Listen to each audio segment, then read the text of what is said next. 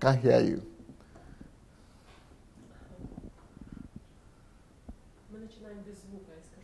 Okay.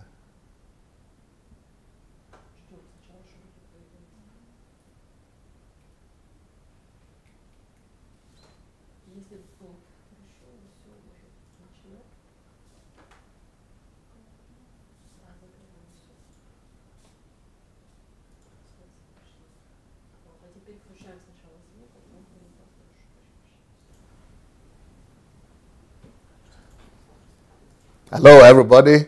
Welcome, DSA family. Welcome to another day of, our live broadcast. Today, we're going to be having Kingdom Fruits with a very, very interesting lady.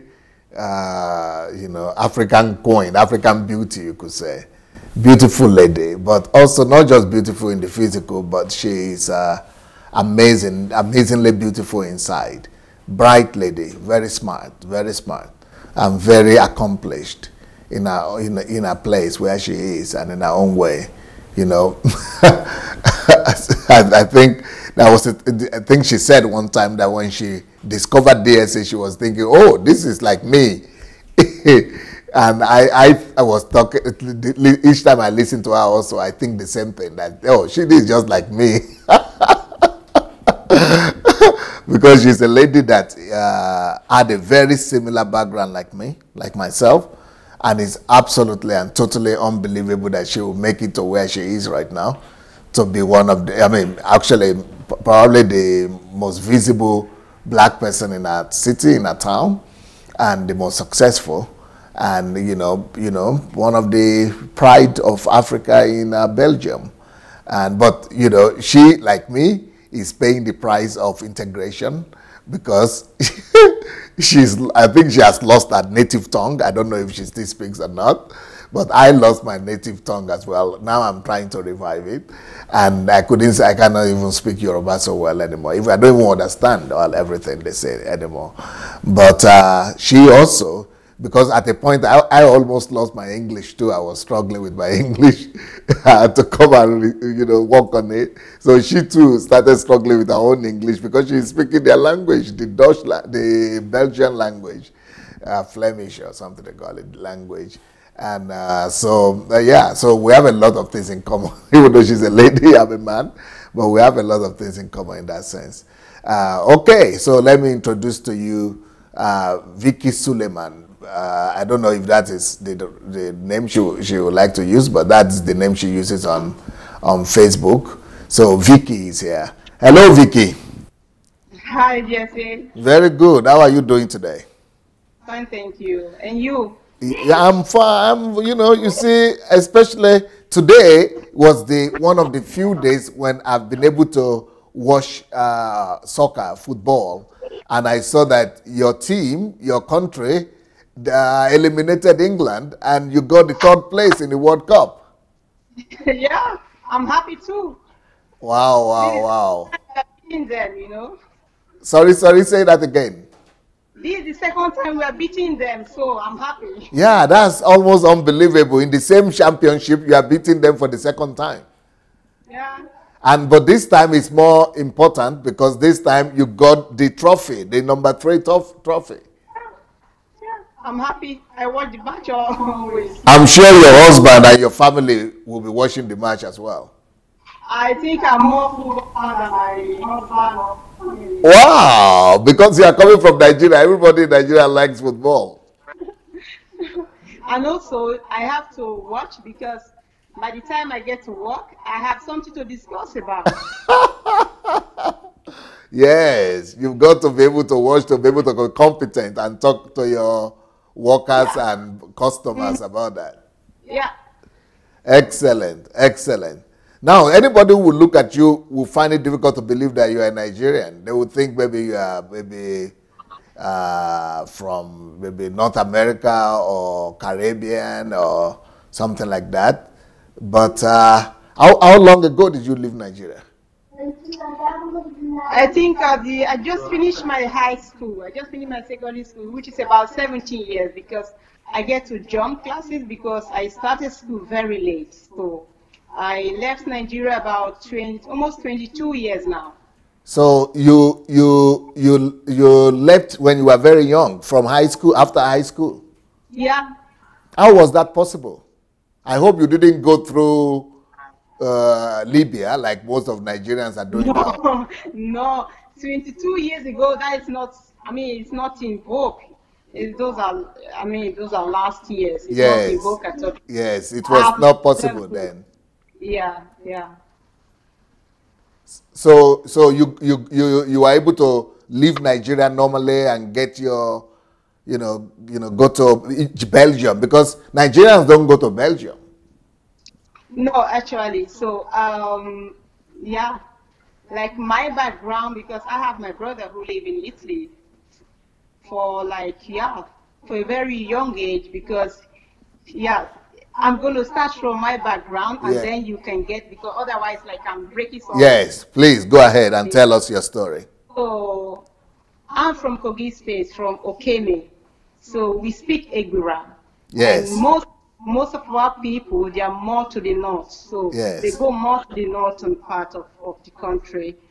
And as a child, my mom and my dad will always live in Yoruba, those little Yoruba city like Iduani, all those villages, cities, villages, So as a childhood, I brought up my childhood in Iduani till like. That is in what state years. is that? Iduale is in what state?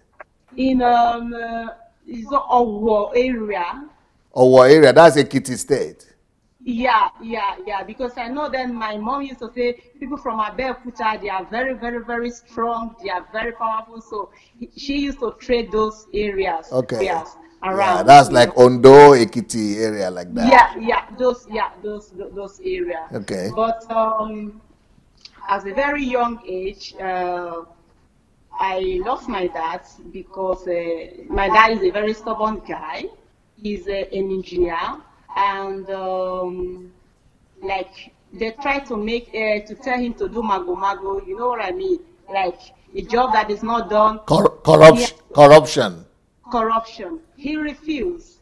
He sued them to court, and before the judgment day, they bribed the judge. They postponed it. In between, they poisoned him. So he got sick. Before that, my mom is only saying, you leave this case. But my dad is like stubborn a little bit like me, because when I'm right, I'm right. Yes, I just wanted to tell you that maybe you have something from him. So and because of that, because my dad refused to stop pursuing that case, to bring those people to justice, my mom left my dad, okay? Because she knew that this thing is not going to go just like that. It's not going to go well, yeah. It's not going to go well. So she left my dad, and then it's like a year after, she got sick, she got poisoned. He got poisoned. Yeah, he got poisoned. So, and then I was with my mom. My mom had 5 children. And there was one of my aunts that used to come visit her. She was a very nice woman. So as a child, I just fall in love with that lady. So, and that lady lived in our cities, which is in Okene, from my mother's side, because my mother is the second in senior, and she has a lot of brothers and sisters. So it's one of the sisters from the father So both your mother and father are from Okene? My father is from Ecuador. Yes. Which I never lived there, so in Kogi as well. Yeah. And my mom is from Okene. Okay. So and then Yeah. And then this is my auntie of my mom that do come. So I always cry every time she comes to visit my auntie that I want to go with her, So one day I decide, the auntie said, yeah, let her come and stay with me, with her in the city. She will put me to school and stuff like that. So I was happy because, I like to leave home, every little child like to go somewhere else, So I went to live with my mom's son. She was very nice to me. I was helping her out in her sales. And a year after, she got an accident and she gave up. She died. Wow. So yeah. So I was then left in a family house, a very big family house with a lot of people, there. And then one of my another auntie from Kaduna, she lives in Kaduna with her husband. They live a good life, Then it was good life. They all work in the banks. And for us in Okene, in the city, people from northern part, they are like the rich ones, like the ones in Europe today compared to Nigeria. So anybody that comes from the north to the village, you want like, I want to take this girl to the north to train her up. Everybody is like, oh yeah, you can have her. You know what I mean? You can have her because they believe the outcome will be better. She will go to school. She will get to live more better life than in the village city. So I went with this my auntie. The same dad with my mom, but not the same mom. So because she just gave birth. And don't forget, I'm like age 8.5. Don't forget that. So I went there, I was babysitting the child. Because yeah, my mom do market, so I grew up, like at a young age, I know what to do. I'm strong, I'm big, compared to the age I was then. So she took me to Kaduna. I have to wash the clothes. I have to, you can't believe it, what I have to do. And yeah, like they were using you like a housemaid. Yeah, just that is exactly, or even more like we are not a family, even like we are not related. So anytime I heard that a lot of people do that in Nigeria, that they treat people like slaves. Oh yeah. Even your family, I'm talking about my mom's sister. I'm not talking of distant person, the same father with my mom, and very junior sister, it's not like a big sister, very junior on the line of sisters, So sometimes when I do not finish my work, she will refuse giving me food. And sometimes the husband is so angry with her. Sometimes the husband beat her up because of me, because the way she's punishing me. This is your cousin. How is it possible, And sometimes the husband will cook and lock me inside the room, give me the food, so that my auntie will not come and take off the food from me. Really, life story, yeah? So, and after a while, so I'm always crying that I want to go back. And I think the husband of my auntie called the people in the village and said they should take me because the way her wife is maltreating me is going to bring problem between him and her. How old were you then? About 9 years. Wow, so young. Yeah, not over 10 years, believe me. Wow. Yeah. So, because I was very strong, because, when you are left with, as a woman left with 5 children, you teach your children to grow up and so to do things at the early age. So, we're just used to it, not compared to the children of 9. My daughter is 11. She cannot even do it, like anything. So, I went back to the village, and of course, by this time, they don't tell my mom what is happening. They only tell my mom that I'm fine, everything is going good. And they took me back to the village. I was staying there. They asked me to be staying there till my mom comes to the city so that I can go back with my mom. Yes, I was staying there. And then another one come, like a family friend of my uncle, who is rich, you know what I mean? Rich there. And then, she's going to put me in school. She has business. I just have to help her to take care of her 2 kids, So they gave me again to that one because as a child, you remember, you don't question your elder, you just go there say, especially when your parents is not there, you just say, okay, uncle, okay, I'm going to behave myself, I'm going to do good, and like that. You're laughing. Go ahead. I'm laughing because something is happening behind you. It's okay. No. Go ahead. Let it be. That's why I'm laughing, not because of your story. Okay. I said I'm laughing because kids are kids everywhere. Yeah. I was talking before, So, like I was saying, they gave me to this other woman. This one now is not a relation. It's just a friend, a good friend of the family, of my uncle. So, yeah, I went there again. Just like a house help, you cook. You remember, I can kill a goat, Wow. And yeah, and then I have to like 4 kilometers, 5 kilometers, feed the drums of water. And when you after that you cook before she come back from work, and I But have why to you not pack her going to why you not going to school? Then before going to when I was all these places, they didn't put me in school. When I get to this place, Wow. yeah, believe me. So They when I didn't get put you in school all those time before that time. no, they didn't put me in school. Wow. But I always me go with children who go to school. So at the backyard, I always me go when they are learning their stuff, and I always go beep. So I'm like, yeah, I catch up. You know what I mean? I have that memory of By catching up. yourself. Yeah, by myself. So when I got to this lady's place, my late sister, so she came to the city, and then she was like, "Where's my sister? You people said that you're going to return her to my mom." And they told her that they're giving me to another person. And then she was the one coming to fight that woman that she has to put me to school. So she fought that woman till this woman put me to school. Wow. My elder sister, because then she was going to school somewhere else. So she know how important education is. So she will fight the woman. After a while, after then she go back to the family house and fight everybody that she wants a sister. If the woman didn't put her in school, so she make a lot of trouble for me, So and then the woman put me in school. But before So this was your senior sister? Yeah, my late senior sister. What, she died? Yeah.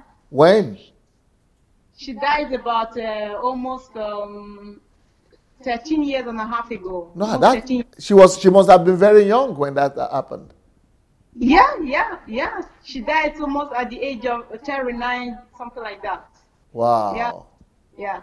So that is why, there was one of your series I watched one time about you talking of the death. That was why I was so emotional with the Dr. Anu of Ikwe, something like that. Yes. Yeah. So that is, that was why. So she fought for me, and the woman put me in school. But before going to school, I have to wake up like 5 o'clock, do all the house stuff, then back her children and back her son to school, because the son is not like he's a baby. She can. I mean, the son can walk, he can do things, but when it gets to the time to go to school, he will tell the mom that the school is a bit too far, so that he cannot go. So I have to back the boy on my back and take the boy to school.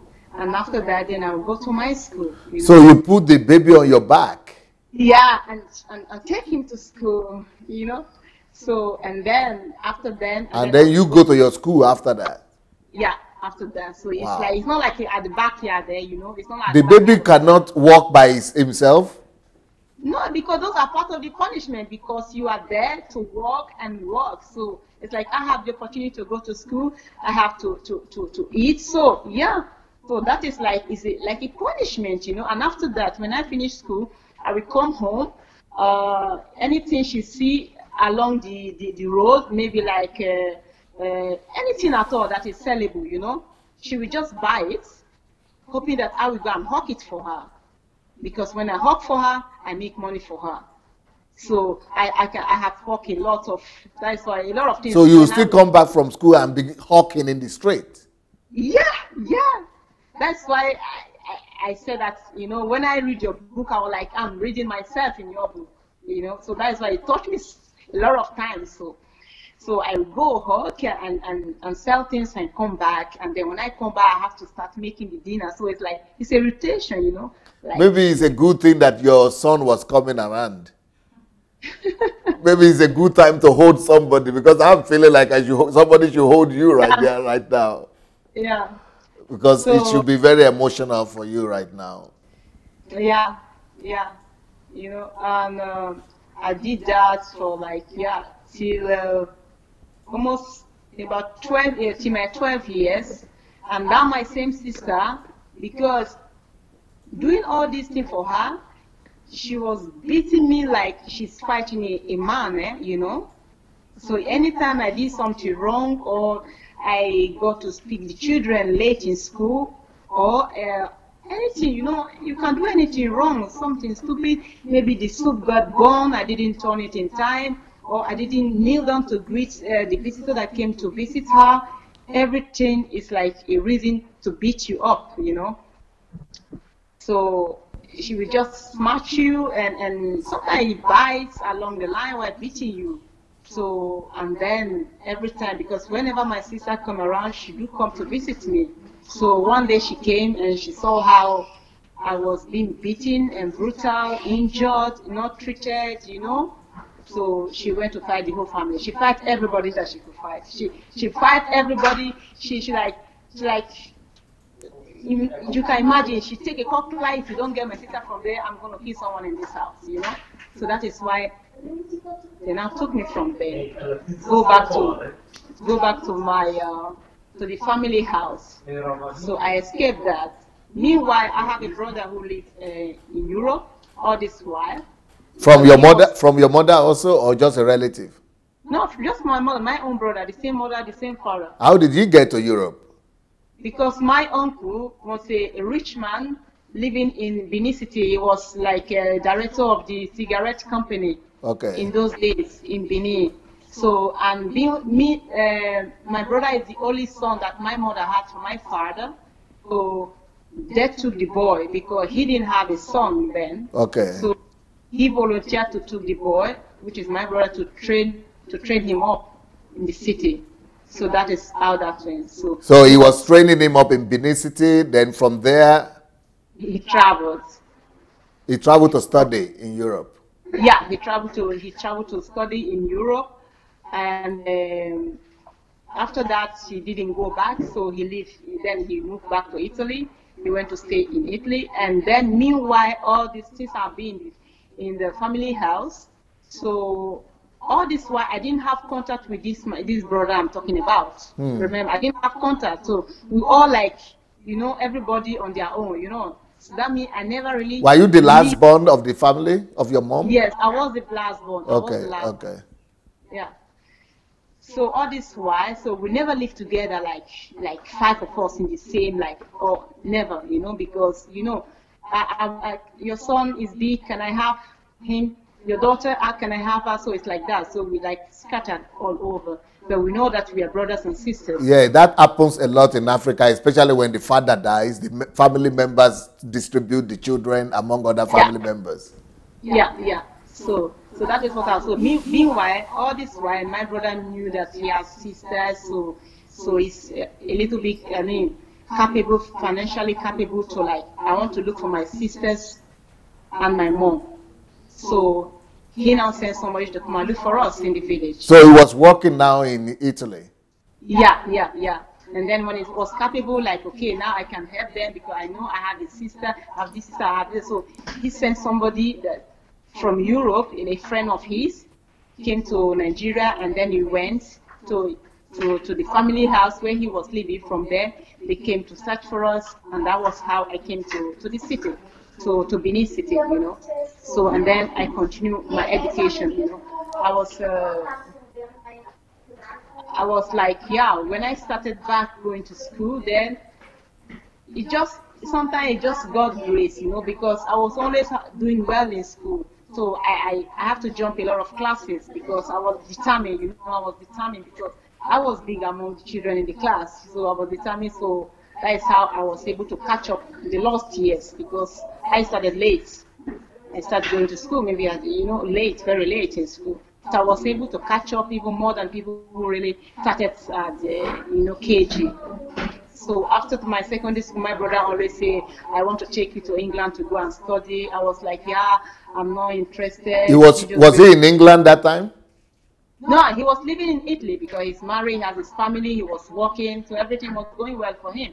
He was in Italy. So when he came home, he was like, yeah, I want to take you to England.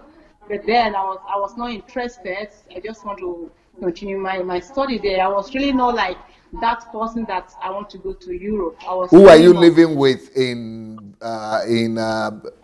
Benin City? Yeah, my sister that's my sister. I was living without my sister because he finished his study, he got a job. Okay. And then, so now myself and my my big sister and my middle sister, we're now living together in the city. Okay, okay. So after that, so something happened to my brother. I was like, yeah, my sister said that, yeah, now your brother had a little problem. If any of you were there, you would be able to help him financially, you know. So that was how, you know, the traveling came about, you know. Like, yeah, why don't you travel so that in case of anything, there will be somebody else, you know, to give a helping hand. So that was how I traveled. First, I got Ukrainian visa and I came to Kyiv. You came to Ukraine? Yeah. Before I used to speak Russian, you know. Wow. What year was this? What year? Very good, yes. What year was that? 1996. 1996. 96. Yeah. I was here in Ukraine. I was pastoring here. I never knew. Because who did you stay with in Kyiv? I've forgotten their name now. I really forgotten their name. With some Nigerians? It's like people when they have a visa and they go there like to study. And my stuff that I don't want to stay in Kyiv to study because it's too cold. The people are cold, and I really didn't want. So, it's too cold, and the food is bad, and I want to move away from there. I didn't want to stay there, so I didn't want to study there. So my brother has to look for another way to get me to Italy. So they got you. You are supposed to stay as a student. Then you actually moved from here and then to Italy. Yeah, because it was too cold, very cold. No, you know, then you are coming from Nigeria. It's not like now, you know. So getting used to that cold, I get allergy. I get all my legs are always swollen, like pimples. Yeah, so especially those days. I remember those days in the 90s. There were a lot of Nigerians coming from Nigeria to go to Europe, but through Ukraine. We used to call them transit people because they were not studying. There was people who were studying, but a lot of other people were not studying. They were just coming here to be able to go to Europe, and a lot were doing that that time. So maybe you were just one of those that time. Yeah. So that is how I get to That's how I. So how long did you stay in Kyiv for? 3 months. 3, 4 months. Okay, not too long. Yeah, not too long. So I came to Italy, and when I came to Italy, there's something always behind me that, you know, never forget where you are coming from, you know. And I want to take every opportunity that comes my way. When I came to Italy, so I want to be something. I want to do something different. I don't want to live the way other people are living. So I went to learn the language. I just go learn the language. Italian language? Yeah, I went to school, so I learned the language. Anywhere I go, I learn the language. I go to school. You know, because it's when you learn the language, you really can understand and enjoy it, you know, and really get close. Your brother was already speaking the language anyway? Of course. And was he married to an Italian or a Nigerian? A Nigerian. Oh, okay. Was married to a Nigerian. So, and I went to school and learned the language. Along the line, I was working. I was one of the, you know, area director of McDonald's, and then I do a modeling job for a while. Wow, yeah, you're good. You look good for modeling job. So, and at the same time, I was, you know, working at the McDonald's. So I'm always busy. What I never thought of doing is like this charity stuff that I've learned from you and all these things. So, yeah. But how did you get to Belgium? Yeah, how I get to Belgium? Yeah, I get to meet my husband now. First of all, how did you get to Belgium? I get to meet my husband now on vacation. Oh, you met your husband in Italy? Yeah, on vacation. Oh, he was on vacation in Italy? Yeah. Uh-huh. So I was like, normally where I work, so sometimes they do call me at a information desk in Italy, Yes. because my model work, I can do a lot of things. I go into a lot of areas. So one day they just called me for 1 week, to replace somebody for information desk. So, and these guys, they just came. I was like, yeah, do you speak English now? So they start talking English. I say, where are you from? From Belgium. I was like, so I thought every European, they do speak their language and they don't speak English, because he spoke English then. So being me, social person, so we just got like, okay, if you want to know the area, don't mind, you can just let me know. I will give you some tips where to go and stuff like that. So it's just like friends, not expecting anything. It's just like, just like me just being Vicky and try to make people see, know the area I'm living, and where to go, where you can get these. That was it. It was really not like love at the first sight, how people do say that, So, and that is how little by little, okay, you come to Belgium, come and see, and Belgium is better. And then I know when I came, it was so cold. It was like, and the people here are more colder than Italy. Italy, the people are warmer. Yes. It's really different, because to get used to here, it takes me also a little bit, time. So that's how I came to Belgium. But when I came to Belgium, it was so difficult, because I was like coming from like this and like this. Wow. Yeah. Because it's a different culture. Yeah, not the culture, but my job. I have a good job. People, like, when people look at me, I remember Nigerians, they do come to me and they will be speaking all these languages, and they will say, no, she's not in Nigeria. If she's in Nigeria, she wouldn't be working here. No. I understand. That was in Italy. Yeah. So I understood what they are saying, and then they say, you go and ask. Yeah. Then they will come to me and be friendly and say, yeah, where are you from? And then, of course, sometimes I'm not just in the mode, I tell them I'm from Jamaica, So they'll say, yeah, I told you she's not a Nigerian. But yeah, I just say that just so that they wouldn't continue asking me questions. So I just say, I'm not Nigerian. I tell them I'm from Jamaica, like that. And it's easy to believe because you look like one. So that way, because of what I have then, when I was coming to this place, I remember a television house just called me to offer me, a TV show. Wow. In Italy? Yeah. And I have to choose either to follow my heart or to follow the money. You know what I mean? So to follow the show or the luxury or the nice people or the connections, all those beautiful clothes all the time, looking nice. So, but yeah, I at the end of the day, I said. But at this time, you had already fallen in love. Yeah. So.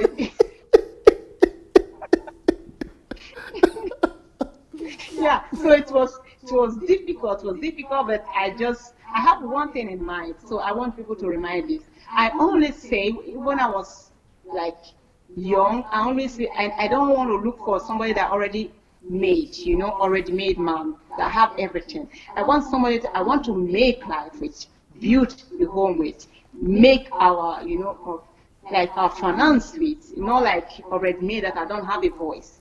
So I always say that I'm not looking for any man that have already everything that I just have to enter. I don't want that, because I wouldn't have a voice. I don't have anything to contribute. I can't see anything. I can't be proud of myself because I didn't do nothing. So that thing just hit my, I just recollect. I said, okay. So because your husband was an ordinary person at that point? Yeah, he was an ordinary guy. He's working. He's not poor, I wouldn't say he's poor. He's absolutely not poor, so he's okay. But what I'm trying to say, compared to where I'm coming from, I could choose somebody better. I could go with somebody. I could have more opportunity to choose for better, or to fight and make and make more money, you know what I mean? But then, yeah, you lost the person that you love. Maybe you have the opportunity, the sincere person who love you, who will do anything for you. So I have to choose either to take the job, and one day the job will finish, but maybe I will not get the right person again. So so I decided to reject that offer, and I came here. And why I said it was difficult coming here, I was like just coming from Nigeria because I couldn't get a job. Because the job I did there, it's not really moving here. It's not moving, you know. And then to go back, like in the restaurant that I do manager, I didn't understand the language. So even that job, I cannot do it because I don't understand the language to manage the company, the restaurant. And you couldn't go to McDonald's because it's too low, and you didn't understand the language too. Yeah, I don't know. Yeah, so I don't understand the language, so I cannot get a job. I remember going to give my CV for a job, just, you know, like just to sell in the supermarket in the lowest Aldi. I don't know if you people have it there, you know, just like the lowest supermarket. You know what they told me? Oh, you are not qualified because you don't speak the language. You know how that break my heart. Like, oh my God, look at these people. You don't know where I've been. You know what I mean? So it's like it just gave me like, I want to see that I'm better than that. Give me. And you are living in Flemish part of Belgium? Yeah. Oh yeah. So meanwhile, I go to school all this while. Immediately I got married, and we are here. I'm living here. I just started going to the language school because I have a very fantastic parents-in-law that I couldn't interact with. Wow. So yeah. So the first thing, the very, very, very first important thing why I want to learn the language is just for my mother-in-law, because she was so nice to me. And every time we speak Chinese to each other, you know, like we use hand to demonstrate to each other. Wow. So and I said, for her sake, I really want to speak the language for her because, you know, she's so nice and I can't say nothing. I can't discuss nothing. So that was the reason why I went to the school first. And going to the school, you know, I start saying that, okay, I start picking up the language, and then I said, okay, I want to learn something. I always like fashion, you know, like I love shoes, I love bags, like you. Eh? Yes, yes. You see, I'm always colorful. That was my thinking. I want to open something of that nature, you know, a shop of that nature. And my husband said, yeah, you have a lot of these shops, so why don't you learn something? Yeah, I like beauty, so I went to beauty. And I remember whenever my sister do come here, she used to come here without doing her hair. So she's expecting me to do her hair before going back. So every time she come, I'm always busy doing her hair. Or some other friends that I know here, I always do their hair. So my husband said, you always do the hair. Why don't you go to the school? You know, like, I never think of it, you know, like, I said, okay, it's not bad. I love doing it, it's like hobby, it's okay. So I went to the hairdressing school, I went to the beauty school, and meanwhile, I finished all this school. So I just searched for a job. I went to work. Even before finishing the school already, when I was already 2 years in my study, I already started applying for a job. So anytime I call, I remember when I call, I tell my husband, can you call for me? No, you call for yourself. So, okay, I call. I was like, yeah, don't be surprised. It's a black girl. So they will say, if you know your job, I don't mind. Because that was our thinking. You know, like, okay, because people are new here, oh, if you're black, you know, they will not take you in the midst of where most people that do that, yeah, most of them, they're white, you know. So, fortunately, I got the job among all the people that solicited. So, I started working at that place. But I was working, not like working for money. I was working because I want to contribute to the society. I want to be useful. I could stay home. And my husband never did tell me, go work, go do this. he never really didn't complain anything that I have to do this. He's just like, I want to be useful. Yes. When I'm discussing, I want to say this is what I do. Yes. So it's not so I didn't start looking for a job because I need the money, I need the cash. It was not that case. So I remember even when they paid me the salary, I didn't pay attention because that was not my purpose. My purpose was like, okay, I'm going to work to contribute, and then I'm going to learn. I want to have experience before I will do something of my own. Because when you have experience, you have more confidence in what you do, than when you're just coming from school. So Yes. I went to work there. So my boss was very nice. Everything was nice. But then one day, it's like apprentices that he got after me working there. Like a stage, somebody that when they just finish school or when they're in school, they just send them to a salon to work, so that they can learn. So after that, he took the girl. And 6 months after working there, this very girl, she asked for increasement in salary. Yeah. Promotion. So, and she got it, and I was doing everything like it's my own. And he was happy with it, but he never, promoted me, So it was just unfortunately that I was talking with the girl and she said this to me. So I was so disappointed. So, why? I'm the oldest here among everybody that is working here. And I'm working like it's my own. I'm not working with biased minds, So I just got there. I was like, yeah, it's like a trigger. Sometimes something have to happen to push you to do something. Yes. That's why I'm going to the detail, So, okay.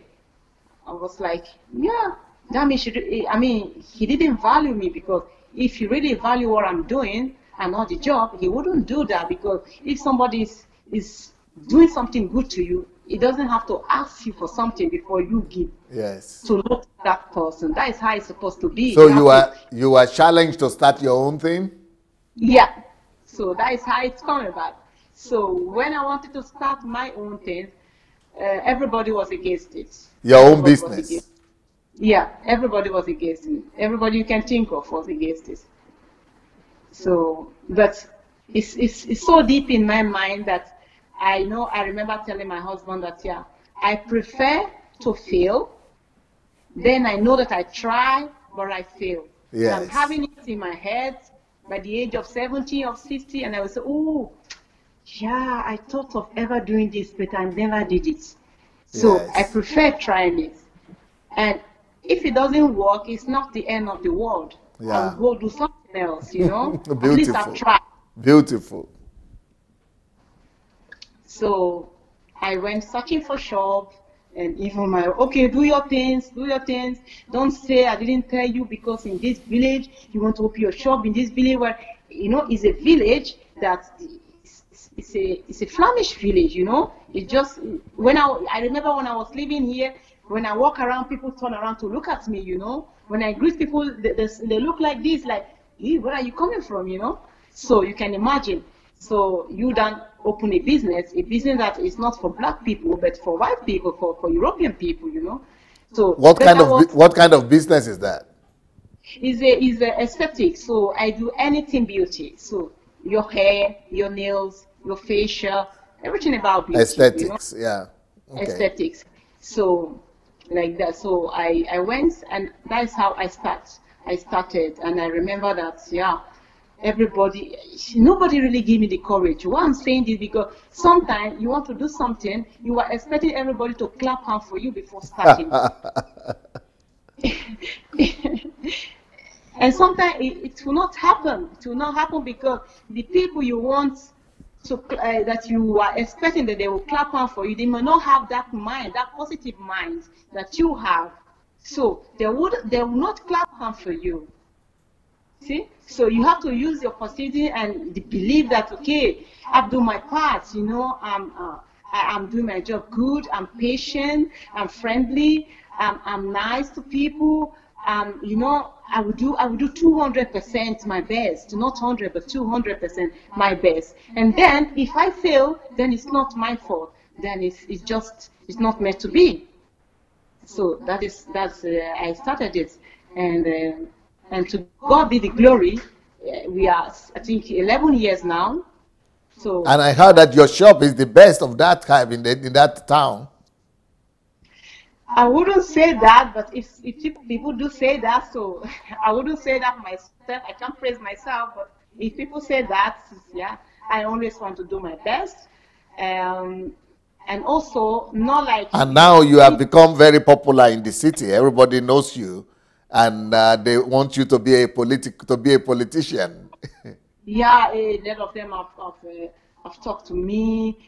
Sometimes I just have to throw away my face so that they wouldn't see that I'm the one, so that they don't stop me again. When are you coming? When are you coming to join?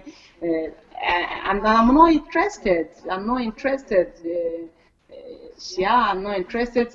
I may do something else, but not that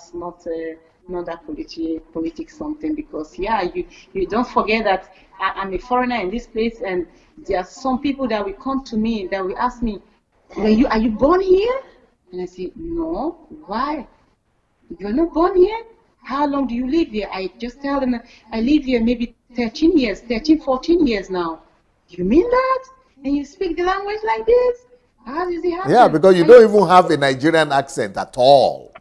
The Flemish accent has taken over your Nigerian accent. Yeah. But, you know, I'm with all these people all day, or most of my days, 6 days a week. So I don't see my African people much, really not. Very, very, very few, you know. So I wake up, I try to speak English with my children now, you know, to just keep my English. And thanks that I met you now, I'm reading your book, so, you know, catching up again. So listening to you every evening, so it's also making my English, you know, making my English come back. So I'm with all these people all days, on the phone, every time, you know. So I think it's normal. Sometimes I want to write, I make a mistake because I mix the language together sometimes. So. The same thing with me. Look, how did you come across DSA in the first place? Somebody posted, I think once, Mr. Samuel, I think he's a pastor from Austria, that posted on my blog. So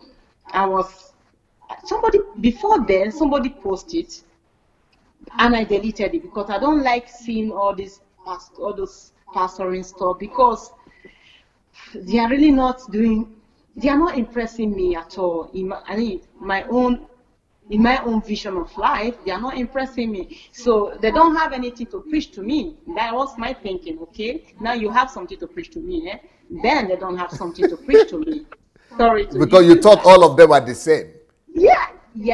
So I deleted it as so I beg you, only money again. I just pressed the button and then deleted it. So why do I open this very one? The head title, how your pastor is brainwashing you. I was like, what? Hey, you know, like I look at it again and I read it again. I said, okay, I must listen to who has this guts to you know, to say this, to even write it out at all, you know. I said, okay. So I started listening to it. Wow. I was like, I don't know. I was just sold immediately to you. You know, I was just like, yeah. At the end of the day, somebody is thinking clearly. Somebody somewhere. And he's speaking something that makes sense, common sense, not just some religious stuff. Yeah. So that was how I just started following you. I went to search. I went to Google your website, and then I was like, yeah, where has this guy been? Why we didn't hear anything about him? I was like, I mean, he's such a big guy, big name, and just like that, nobody knows about it. So I remember I watched all your 50 years birthday, your everything. I watch a lot.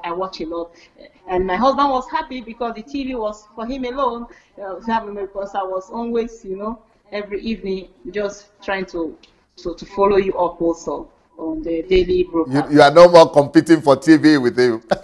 No. I have something that is so interesting. You know, it's like when you have something in mind or you're thinking and somebody else is saying it, you know how you'll be so happy, so pleased, you know that? So pleased that you are not crazy, because I'm somebody that I do argue even when I do go to church. I argue with the pastor about tithe and offering. I do argue at a point. It's like, yeah, she's there with the argument, you know. So as time goes on, you're quiet because they will give you a name. Yeah. Then so see you saying it, and not only saying that you are a Yoruba man from Nigeria, that give a plus point, you know, a plus point again. That okay, then I'm not wrong. And since then, I'll be following you, and I'll be following all your series. Yeah, what do you think has happened to you since you've been listening to DSA's messages? I see life different, and especially in the area of God. And in generally, I see life different. And because you remember when you were teaching about the series of love, which was the love series. One of my favorite series, really. About love. About love. It was, that's a wild series for me, you know, because it makes me to, you know, it reminds me of the past and of how people could help one another that we just ignore. You know, how we could do very little things for children, or for some, how we could just care or show love to another in a simple way, you know, that we just neglected, that we just too busy with ourselves. And, you know, I learn also, like, we always focus on ourselves, on our family, you know, like, I will help my brother, I will help my sister. And that is, you know, it's a cycle of those people you help. But further, maybe once in a while, see a beggar and just, okay, this beggar is disturbing me too much, let me give the beggar 1 naira. So, from listening to your teaching and from that love series, it's not much. I mean, I changed my view to that, because before, when I want to give something to somebody else, you don't know what you will do with it. I remember when I went to Africa and I see all these beggars. They don't have legs, some don't have hands, and my heart got broken. I was like, from the window of the car, I went to give money, and my sister said, don't give to them. Maybe they are winch, or they will use to do something. They are not beggars. They just come here to pretend. You know what I mean? Because that is what they hear in the church. They go there in Nigeria. The superstitions, yeah. Yeah, to be careful who they give their things to. Now I know that it's not true. You know that. If you said you love God and you want to do the will of God, you have to love the man next close to you, which I know before. But they say that it's not true. You have to give what belongs to God to God. You have to bring it to the house of God. So, but with your teaching, I'm more convinced than ever. So, any person in the whole world can come and tell me, I don't think I will really listen. More convinced about what? About loving your neighbor as yourself. That is one of God's biggest promise if you want to love God, because it's the next God next to you. Because you don't know the God. You've not seen Jesus face to face. So the person next to you is like your Jesus, because God lives in that person. And if God lives in that person, so if you do something for that person, you are doing it for God. So you started believing more in love rather than in just going to church or something? Yeah.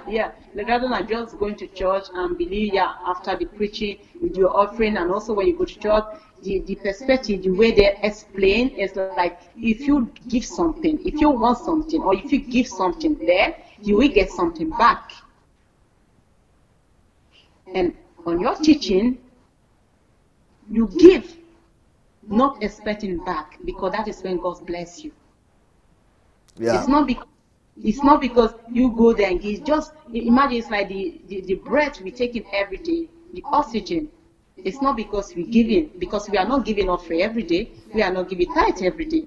So it's not for that. But according to the teaching, if you are in need, anything, any situation at all, you just go there with your wazobia and things will be okay. And which is not true, because it doesn't come okay afterward. But that is just what we were taught right from when I started going to church, because we are from Muslim families. So that was what I was taught, that you must bring it to church. So even if I help somebody, it's just like the remnant of you know, it doesn't really freak me that I give out. So what really matters to me, I don't really give. I mean, I don't give it. I prefer give it to my immediate family, you know, than giving it to outsider. But from your teaching, now after that love series, I decided to, you know, to help like unknowing kids, unknowing. I don't know them, I don't know their family.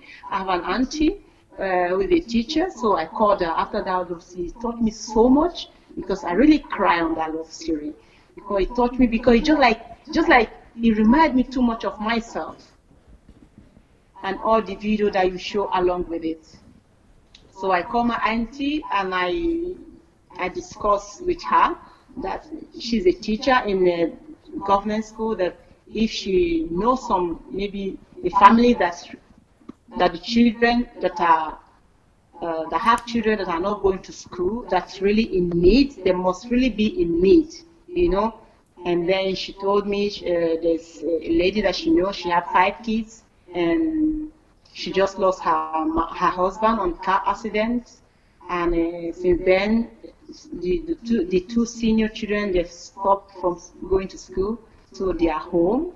And so I told her what I would like to do is to see that those 2 kids, I want to send 2 of them back to school, to definitely their secondary school. So all their school responsibility would be on me. Beautiful. And thanks to your teaching, and I'm going to tell you, it's even so easy to do it. You know why it's easy? Because why I want to say this, I want to let people know, because I know there will be people listening and we say, yeah, it's because you are capable, or because you have. It's not because of that. Because all the tips I got from my work every day at the end of the month, I will keep those tips. And with those tips, I can send those 2 to school without even touching anything from me. Wow. You know, yesterday or today, I saw a video of the richest woman in Africa, maybe the richest woman in Nigeria, who lives in Lagos. She was going somewhere. Maybe she was going to church, because she's also a pastor. So she was going somewhere, and she came out of the car and saw a crippled man that was dragging himself on the floor, on the ground. And she had been seeing him every day, because she used to pass by that street.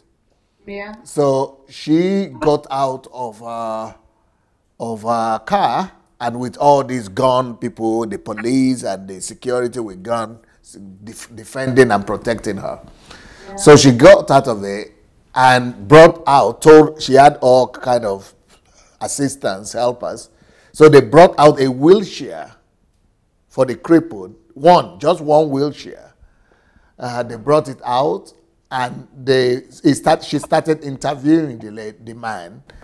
And it happened that the man came from some state in the north, one of the states in the north, and he makes 3,000 naira a day. Is it 3,000 or 300? How much would 3,000 naira a day be? How much is that? That's like $10 a day. Yeah, maybe like $10 a day. Yeah. So this person is making like maybe less than $10 a day. Yeah. So when she was told that, she said, only this amount? Maybe less. So the lady, or maybe, yeah, anyway, I don't know. So the lady gave the boy the wheelchair and put him inside, and and he said, I'm going to give you a job, going to treat tissue trade to do. So this is a big news in Nigeria now, because people like that lady, there are so many all over Nigeria, and I'm so happy that so many Nigerians are sharing that video now. So that video is going viral of how this woman came out of her car and helped an ordinary beggar crippled in the street that she didn't know, gave her the wheelchair, and also said, we are going to train you so that you will not come to the street anymore. And the boy agreed. Now, so it's a big news for Nigeria, but for me, it is very sad, because that's not a big news. If that woman, she's not she's a billionaire, but not in naira, a billionaire in dollars. She's one of the richest people in the whole world. She's one of the richest women in the world. So, and just to buy one wheelchair, everybody is shouting now, yes, yes, yes, thank God, this is what it means to be a Christian, one wheelchair. You know, I know personally an old retired American man who goes to Nigeria and has bought 15,000 such wheelchairs. 15,000. And he doesn't, he's not even a millionaire. He's not, talk less of a billionaire. He's not even a billionaire in naira, this man. He's not even a millionaire in maybe in naira he is, but he's just an ordinary man, a poor man. Yeah. But he went to Nigeria as a missionary and saw how many people are crawling on the floor, and he started raising money, and he has been able to provide 15,000 wheelchairs. And he said no Nigerian has given one naira to contribute to it. Only people from America. But this woman, thank God, and when I was listening to that video, when I was watching that video, I had a very strong feeling that this is only because I started that love series. We started this teaching. And that you cannot pass by, you cannot go to church by passing by needy people, and you just go to church as if nothing happened. I think that is what made that woman. I think she heard. Maybe she heard from me, or maybe not from me, maybe from other people. But before now, that would not have happened in Nigeria. But now it's happening, and more of it is happening just because we started this teaching. So just like you are saying now. Yeah, yeah. Because I think also the fear, like I said, the fear of you giving to another one, they will tell you that they're going to do something evil with it. I think it's also the fear. But apart from that, that is for giving to somebody that you don't know. But I think if you're so rich, like that woman, I always say to my husband, I say, if I'm opportune to win a lottery, I said, I know what I would do is especially when you see TV full of those children, those innocent children that are dying in a lot of places in the country. I always that, I wouldn't give the money to somebody to go and do the job, but I will go myself, to do the job. And in Ukraine here, I'm not a billionaire yet. I believe God, by God's grace, I'm going to be one. But I am not. But we have been able to take children who are in the street in this Ukraine, 2,500 children out of the street, 2,500 children. And then adults who are drug addicts and alcoholic, we have been able to take 42,000 out of the street. So just to do that to one person, and in Nigeria, it's like a big news. Yeah, yeah. But at least, thank God that Nigerians are now doing something about it. They are now stopping to do something about it. And I think that this revolution, this platform has contributed to that. Yeah, it has contributed, because sometimes I do receive your video through WhatsApp, through someone. I will just laugh. I was like, yeah, I'm already in, So they send your video to me too. So some friends, like some powerful ones about love, about all those stuff. So I think it's awareness, it's bringing the awareness, because we neglect a lot of things that we really don't notice, like here before, like your teaching, you said one day, showing respect and care and love to those less privileged is more valuable than showing respect to those who are already rich, who have all they have. And respecting them plus all they have, they don't need it. But when you show respect and show love to those who are less more, that is really a blessing. So it's a lesson that I also learned from you, like not ignoring, anyone that come your way, no matter their condition. It's not that I do before, but I pay more attention to it, you understand, because I listen to you. It's like eye-opening. It's like, okay, I heard this, yes, they say this, okay, it's like a guideline, like sometimes you learn things in school and you forgot it. It's not that you didn't learn it, but then when you see it again coming, you pay more attention, you wake up again. So that is what your teaching is doing to me. And when I have to make conversation with somebody and I'm talking about you, and they are like, hey, your mentality is totally different. This is your DSA, this is your DSA. Because your point of view in life is not like, it's not about church alone, but it's about everything generally. It's life in general, So it's like everything you want to do is not only, you are not just, somebody will call you a pastor. I call you a doctor, a specialist, a specialist that cure all sorts of diseases, they call it. It's a professor, that is what you are. You're not just a common pastor, all those. I don't want to call name, I just want to be polite, So I wouldn't call name. But because if somebody who is reading your book, read your book is not about to say, come on free, pray to die, pray to do this, pray to. Your book, when you read your book. What are the books you have? Oh, I have a lot of DSAs because when I'm going on vacation, I already have 5 I'm taking with me. I have to finish it for that 2 weeks before coming back. What is the one you have? The one I've read, I have How to Win. How to Win in Life, yes.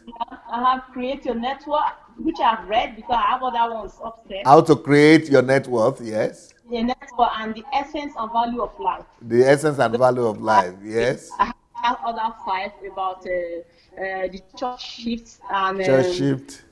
Yeah, I can't remember their name because they're upstairs. I didn't bring them in. You have 5. You have 5 books of mine? No. I have about 8. 8 books. Where did you get them? I'm fast guy now.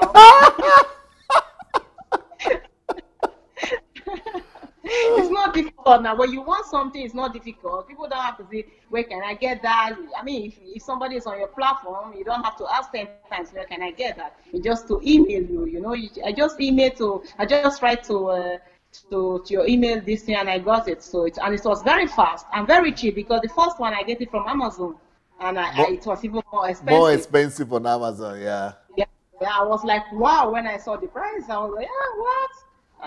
This is, it's like nothing, if you compare what is inside the books, it's like what you pay for it is nothing, So because one problem with your book that somebody have to read your book twice. Yeah. Yeah, because it's so deep. It's not like what you just rush, like other books that you just read, like a novel, like a thriller. When you read a thriller, your book, to re-enjoy it again, you have to go back because normally I don't read book twice, you understand? Because I already know, you understand? But your book, you have to read it twice. So really, it's like I want to go and test the soup again, so that it will satisfy you. So it's very important. It's an investment, It's about little things that the details of the book, the things that we think we know, but that we didn't even pay attention on. Yes. Sometimes you said in the essence of life here, you said, don't every limitation is in the mindset. Yes. It's in the mindset because if you say you can't do it, I could say I can't do it because the language is too difficult. I could say I cannot do it. I would leave. I will not have problem. It will be okay for me and my husband. But I limited myself compared to where I am now.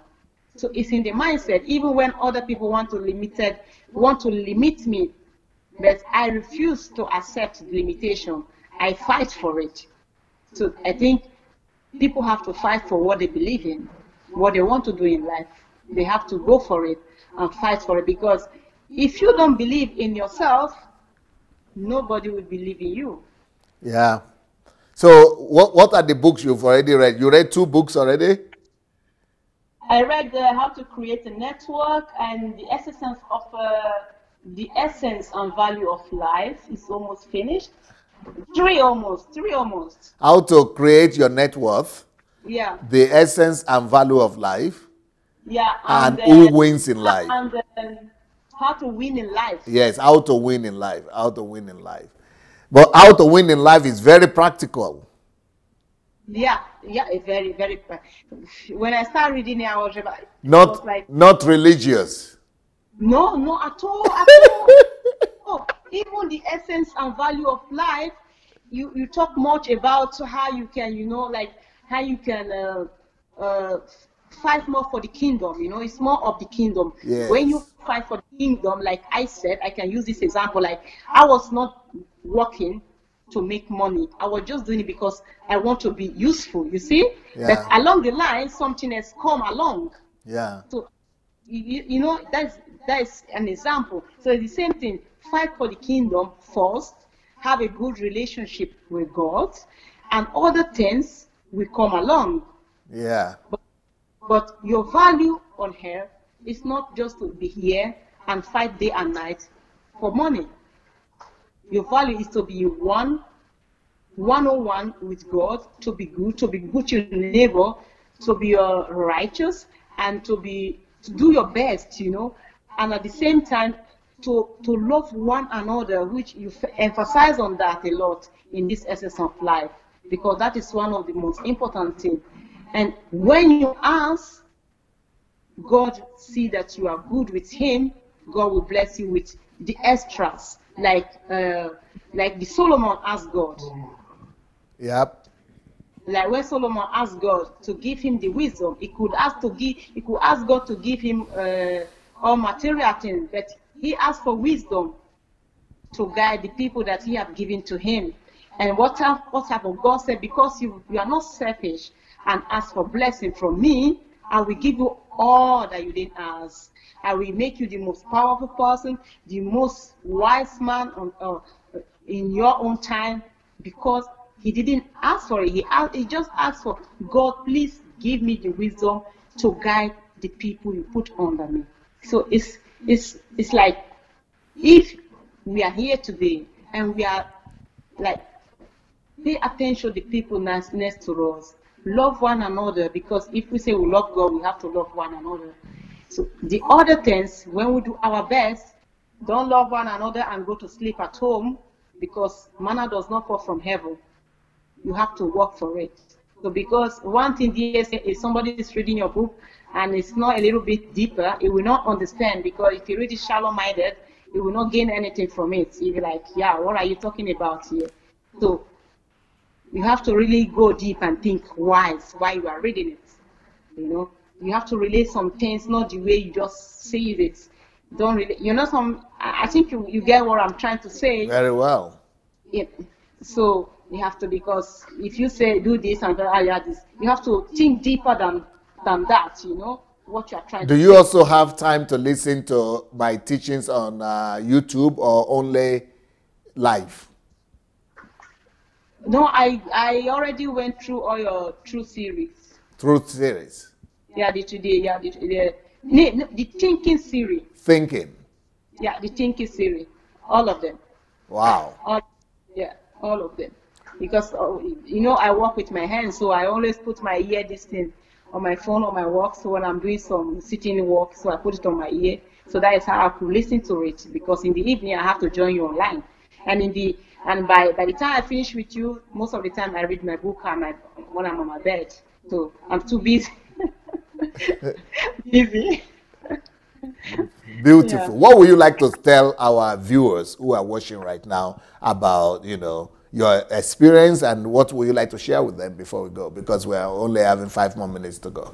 Yeah. My experience is that first is listening before you judge anybody that comes across your video, because a lot of time I see people writing rubbish. I really try so hard sometimes not to be I try so hard, and it's because I'm also listening to your teaching, so I try to also pay attention on your words too. So I try very hard a lot of time, believe me. So when they write all those rubbish on it, it provokes me so much. So before you judge, at least listen to where whosoever that person is, where he's trying to go with the statement or with the talk. And then after that, we judge. And at the same time, if you are following DSA or you are a new person following DSA, the essence of DSA is to love God, you know? To show that if you love God, love people around you, any way you are, be productive, you know. Don't say, this is black, this is white, this is green, this is yellow. Be the same for everybody. Because if you are the same for everybody, that is how you can show that here you are really, you know, a person of God does not discriminate, you know. Even when somebody discriminates you, because I face a lot, but I didn't measure it. But it doesn't move you from being who you are. And that is what they say is trying to say, because when he showed his video about how he was discriminated, how he was, you know, all sort of things against him, but still, he still remained calm, the DSA that we are seeing today. And the knowledge you will get from this place, I don't think a lot of, even university in that Nigeria will not teach you what DSA is teaching you, believe me, and I know what I'm saying. They will not teach you, because it's very important that if you read this book, don't read with like novels and other things. Don't read like a novel, because you will say, like, which is the time that I don't know this. And that is not the point. Knowing is different. Using it, activates it, that's another thing, you know. So if you listen to DSA, I just believe you that while listening, don't just be a listener or a storyteller on the platform. You know, listen, pay attention, pick the one that you know that you are missing in your life. You know, have it to read to make you a better person. Because that is the essence of coming to listen to you. It's not just come and you know, and do like children on Facebook, you know. Pick the word, the ones that you know you can also share to people, like advise people. I do talk to people. When I talk to people, they're like, yeah, you talk different. Because you cannot follow DSA and talk like nyama like other people. You have to talk to yeah, sorry to say, DSA, sorry. You know, you have to talk with intelligence, with the love of God too, with the, you know, with diplomatic, but also in a loving way that people say, oh wow, because I love watching you, because the way you talk, a lot of people are provoked that if I'm DSA, I will just hang this phone. But you didn't do it, and which are also, that makes me to admire you a lot because of the patience of a lot of things that you hear. So I ask all the audience, invite your friends, buy DSA's book, read the books, give it out. The first book I got, when I finished reading it, I called somebody and I gave it to her. The person was reading this, oh my god, this book is too interesting, you know. I was like, I promised myself that with this new year, my gift to all my friends is your book. Wow. And I'm going to ask you which book is going to be so interesting to give to them. So that I will really ask you, because all my friends, anybody that I really call my friend, they're going to get your books. So that is it's going to be my new year of my Christmas book, because I find it so important, you know. You make me to read again, so you make me to wake up again. You know, when I wake up, I was like, yeah, there's somebody that's giving in Nigeria a chance. There's a chance that Nigeria can make it again with your vision, with people like you, 10 of you like this. Nigeria will be better. And I think if other people that is listening to you, they have the mind like me, and they move it forward to their family at home, to their parents, things will get changed, things will be better. And that is all I can say. Be patient in judging DSA. Whosoever come across this video, please go on YouTube and search for DSA. Go and read his biography before judging. Read the biography. Do a research, at least. That's very important. That will clear your mind before watching him.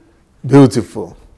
Vicky, you've done so well today, and I'm sure that you will read the comments. I'm sure many people have been blessed. Please, let's go and share this message to our friends and family members.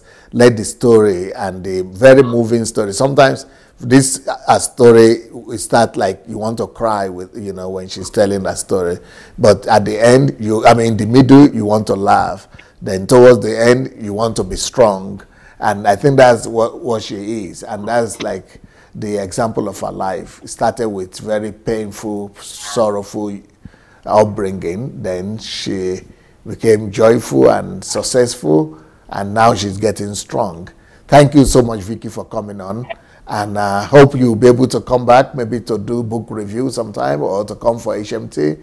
But, you know, help me greet your wife, your husband and your children. Yeah, thank you. Thank you for having me, and it's a pleasure to know you too. Thank you. I'm more blessed. I'm happy. Yes, in the next 30 minutes, we'll come back to do how to know God and be a friend of God. I hope you'll be there. I will watch it later because it's my birthday next week, and my husband is taking me to eat out. Is your birthday?